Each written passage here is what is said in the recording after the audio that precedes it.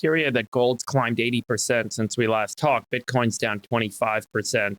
What's your view on what's happened with Bitcoin and why that hasn't played the role that many thought it was going to play, which is the safe haven asset? There's an important differentiating characteristics of Bitcoin.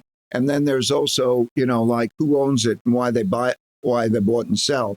Okay, so Bitcoin does not have privacy.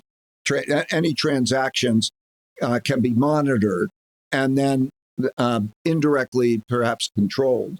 Central banks are not going to want to buy Bitcoin and being able to hold it. So it's not just individuals, it's institutions and so on, but most, and central banks, so that there are attributes of that.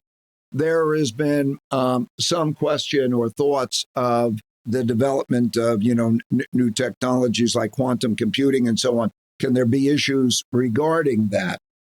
And then there's, who owns it and what are the other exposures that they have in their portfolio. It tends to have a pretty high correlation with the tech stocks.